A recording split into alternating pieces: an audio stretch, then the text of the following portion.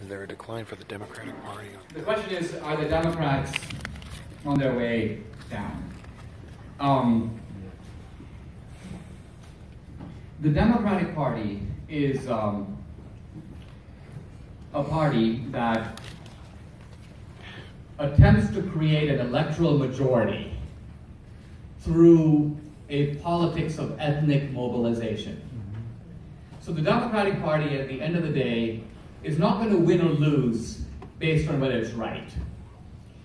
It's going to win or lose based on whether or not it can mobilize sufficiently to create an electoral majority. This is where Trump kind of surprised them.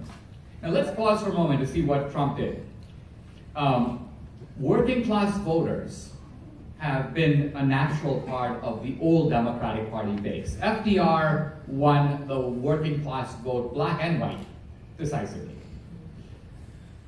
For the last 30 years, working class whites have been in the balance, with Republicans appealing to them on social issues and Democrats appealing to them on economic issues. And for this reason, the white working class would swing either way, but was, in a sense, naturally more Democratic than Republican. The political ingenuity of Trump was to appeal to this group on economic and social issues both. Yes. He was the first Republican to do this. And he sort of pried away. That's why he won Pennsylvania. Yep. And literally, if you watch Michigan, the State of the Union, Trump's emphasis on bringing jobs, I mean, when he says things like, you know, Chrysler's bringing jobs back to Michigan, the significance of that can't be lost. It's huge. Trump talks differently than other Republicans. So the bottom line of it is Trump is subverting the Democratic electoral majority. Now, the Democrats are hoping that what they lose in West Virginia and Michigan and Pennsylvania and Wisconsin, they will recover through illegal aliens. In other words, they're banking on expanding that ethnic constituency. This is why they say things like Schumer tweets out before the State of the Union, that the Dreamers are the best Americans. In other words, better than the rest of us. Which is really because offensive. Evidently, we have inadequate dreams. We just don't dream quite as well. Now, in the past, it would be political suicide for any politician to say this. To imply that, I mean, let's not even the term illegal immigrants is a misnomer because illegals aren't immigrants. No. So the idea that that's right. Illegal aliens are somehow better and should be the object of political priority over native born Americans, yep. No Democrat would have dared to say this in the FDR era. So something's changed, and the Democrats have changed, and the world has changed. So at the end of the day, I think the Democrats have been stunned by Trump. And they thought it was all going their way. And frankly, had it gone their way, all this stuff that we're seeing now would never have come out. The FBI would be riding high. All of this would have been beautifully covered up. The reason they did it is they thought that they had complete immunity. Yep. So Trump is sort of this unbelievable bull in a china shop. And he's knocking stuff all over the place. Yes. And these people can't believe it because they think they own the china. So it's very, very entertaining. And from a certain point of view, this American politics is super fun to watch. But I don't know how it's going to turn out. Okay? What was it like to debate Christopher Hitchens? Great question. Debating Christopher Hitchens is a very surreal experience. I think I would say I've debated a lot of different people. I've debated Walter Mondale, I've debated Jesse Jackson, I've debated the head of the Civil Rights Commission. I was at Davos several years ago debating Wole Soyinka, the Nobel laureate. I've debated a lot of different people. Hitchens has been I would say, my toughest opponent. Not because he's necessarily the most intellectually rigorous debater, but because, like Trump, he throws a punch out of nowhere. And it's not immediately evident how to fight back. So he'll say things like, we've done a lot of debates on God and Christianity. He'll say something like, Dinesh, I just got back from North Korea. I met God.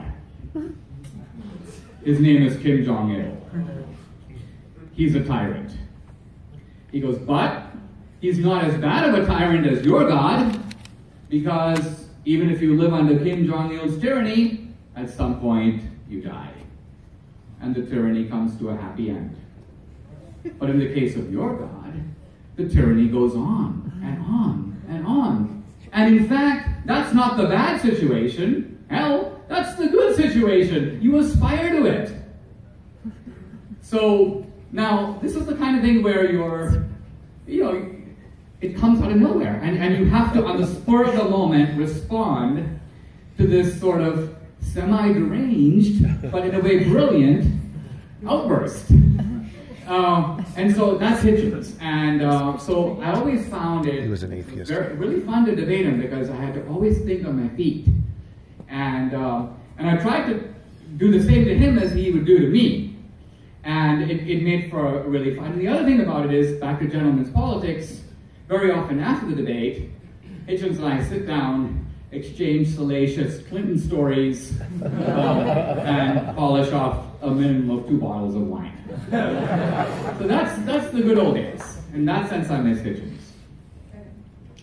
This next person says, thank you for your bold Hillary movie. I paid my 2 chains to watch it, and they changed their vote the night before the election. Wow. That being said, what do you predict the ultimate outcome will be with the Clinton Foundation and the Clintons next? Well, the Clintons, I'm tired of them. Everyone's Yes. tired of them.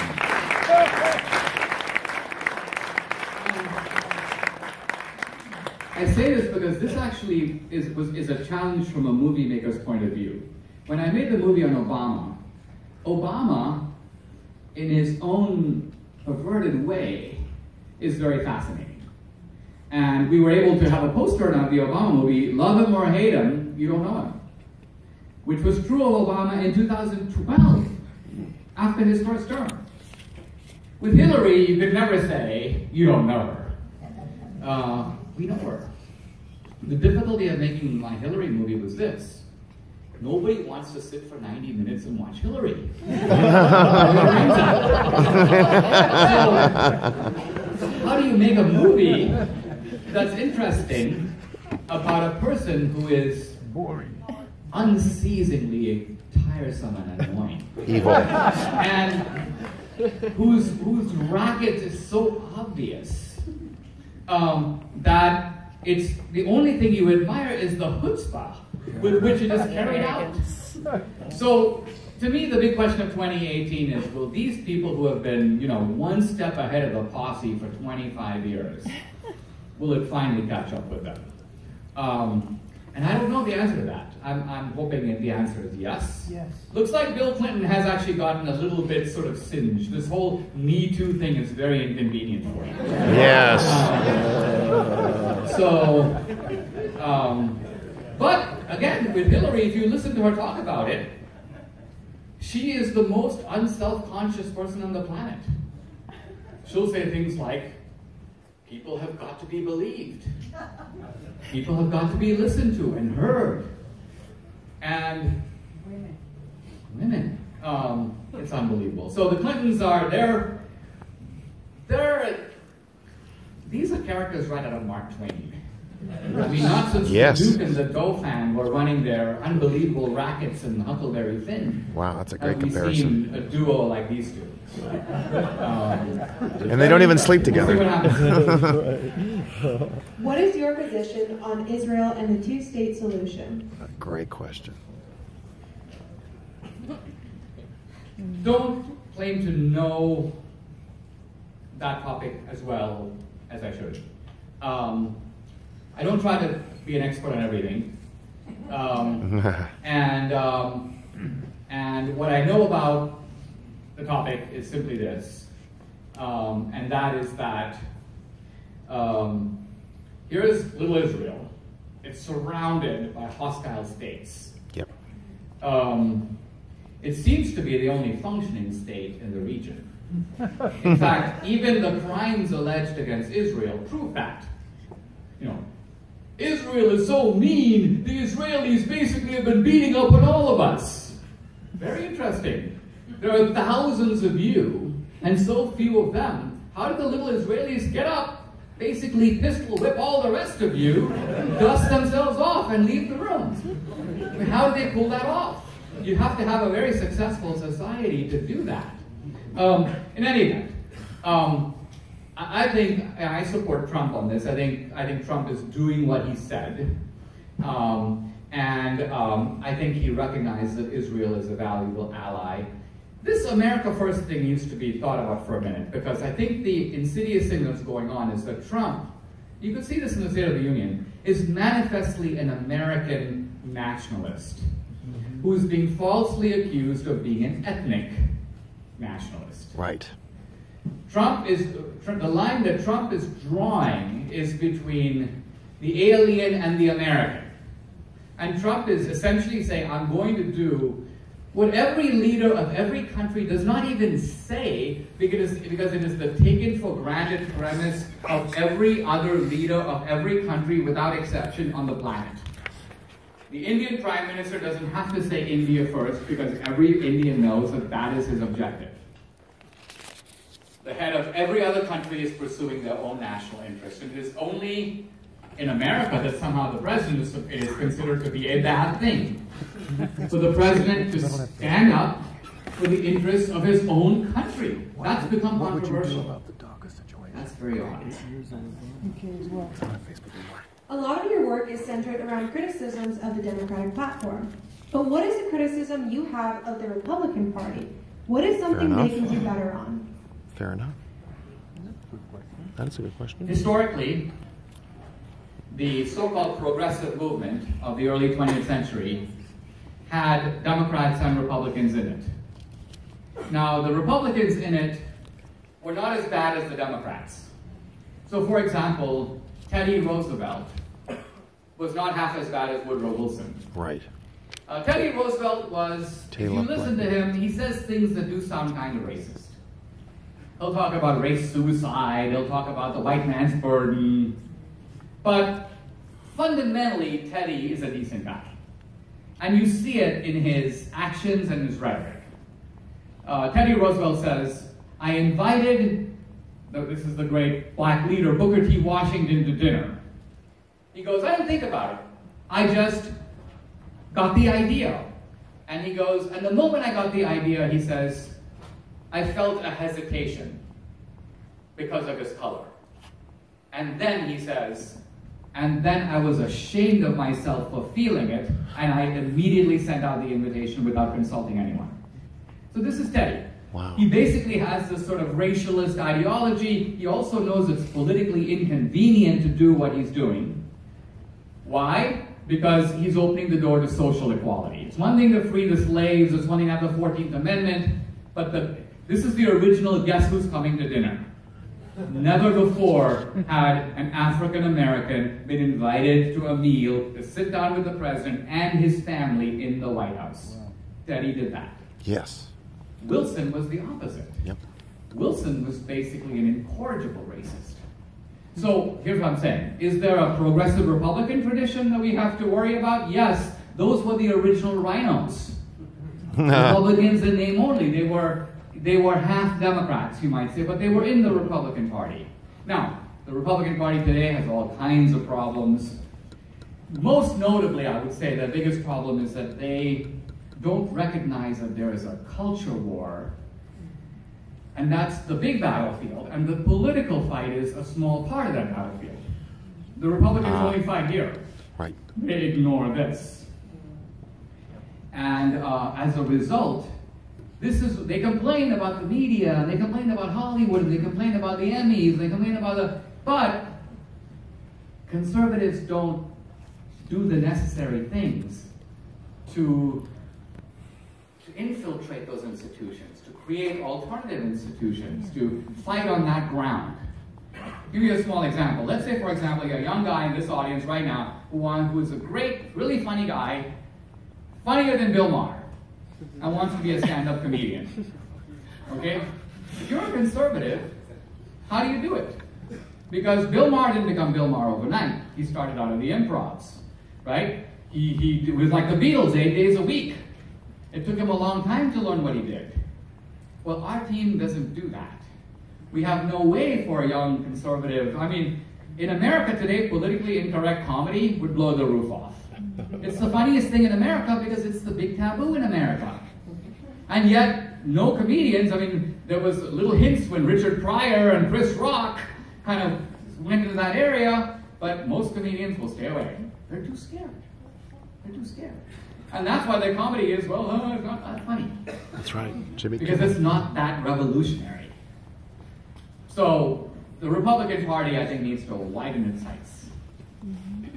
How do you respond to liberals who say that because Hitler opposed Bolshevism and Marxism, therefore he himself could not be a socialist? That is of the caliber of saying that because the Shia and the Sunni have been fighting for centuries, they cannot possibly both belong in the house of Islam. In other words, sister ideologies frequently fight over fine points of doctrine, and they compete for followers and for power and territory. Look, I don't deny that Hitler was a German, and a German socialist. The reason Hitler hated the communists is the communists were socialists who took their orders from Moscow. And that's Hitler's point. You guys aren't even Germans. So the fights between the communists and the National Socialists hinged on the distinction between the national and the international. Marx was an internationalist. Marx basically said the working man has no country. And Marx thought if there ever was a fight, the socialist in France would join with the socialist in Britain, would join with the socialist in Germany. Now the reason fascism started is because the Marxists, like Mussolini, didn't think, they saw that that was false. Mussolini went to World War I, and Mussolini opposed World War I in the beginning. But then he fought in World War I, and he said, I saw that the French socialist was fighting for France, and the Italian socialist was fighting for Italy. In other words, Mussolini saw that nationalism is stronger than class.